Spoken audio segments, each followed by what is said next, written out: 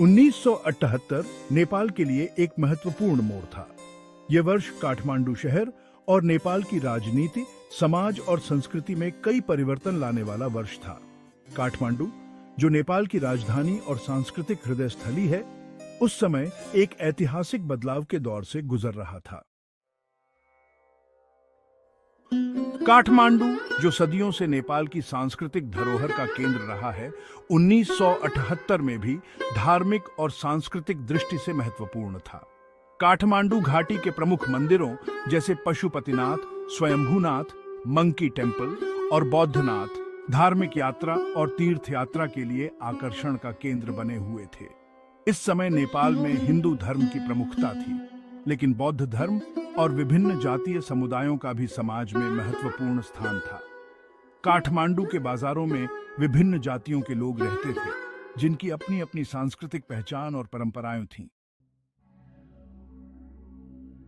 1978 में नेपाल में एक विशेष राजनीतिक माहौल था।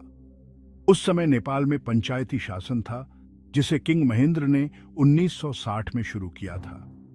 1972 में किंग महेंद्र के निधन के बाद उनके बेटे किंग वीरेंद्र ने शासन संभाला। किंग वीरेंद्र ने 1972 से 1978 तक एक निरंकुश राजनीतिक व्यवस्था की दिशा में काम किया। पंचायती व्यवस्था में बहुदलीय लोकतंत्र को समाप्त कर दिया गया था और एक केंद्रीकृत सरकार की स्थापना की गई थी।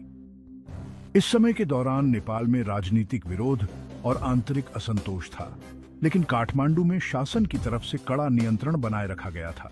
1978 में नेपाल में लोकतंत्र की बहाली के लिए आंदोलन की कोई बड़ी लहर नहीं थी, लेकिन असंतोष का माहौल मौजूद था। 1978 में काठमांडू में शहरी विकास की गति बढ़ी थी। शहर में नई सड़कें, इमारतें और व्यापारिक केंद्र उभरने लगे थे। खास तौर पर दरबार मार्ग और अन्य प्रमुख इलाकों में नए होटल और बाजार बन रहे थे, जो विदेशी पर्यटकों के आकर्षण का केंद्र बन रहे थे। काठमांडू का आर्थिक केंद्र धीरे धीरे एक अंतर्राष्ट्रीय हब के रूप में विकसित हो रहा था और यहाँ विदेशी पर्यटक आने लगे थे। काठमांडू के आकर्षण जैसे पशुपतिनाथ मंदिर और स्वयंभूनाथ, जिसे मंकी टेम्पल भी कहा जाता है, विदेशी पर्यटकों को आकर्षित कर रहे थे और पर्यटन ने अर्थव्यवस्था को बढ़ावा दिया। 1978 में नेपाल ने अंतर्राष्ट्रीय स्तर पर अपनी स्थिति को मजबूत करने की कोशिश की थी। काठमांडू में विभिन्न अंतर्राष्ट्रीय सम्मेलन और कार्यक्रम आयोजित होते थे और काठमांडू को एक प्रमुख राजनयिक केंद्र के रूप में देखा जाता था। नेपाल, जो ऐतिहासिक रूप से भारत और चीन के बीच एक संधि स्थल था, ने अपने तटस्थता के सिद्धांत को बनाए रखा। नेपाल के लिए 1978 एक अंतर्राष्ट्रीय रिश्तों में संतुलन बनाए रखने का समय था। नेपाल ने भारतीय और चीनी दोनों देशों के साथ अच्छे संबंध बनाए रखने की नीति अपनाई। नेपाल भारत संबंध 1978 में नेपाल और भारत के बीच कुछ कूटनीतिक मतभेद थे, लेकिन काठमांडू में दोनों देशों के बीच संवाद और सहयोग जारी था। पर्यटन का बढ़ता प्रभाव, नेपाल में पर्यटन उद्योग बढ़ रहा था। काठमांडू के होटल, रेस्तरां और बाजार में विदेशी पर्यटक आने लगे थे। आंतरिक असंतोष, पंचायती शासन के तहत राजनीतिक असंतोष बढ़ रहा था, लेकिन काठमांडू में सरकार की ओर से किसी बड़े आंदोलन को कुचलने के प्रयास किए गए थे।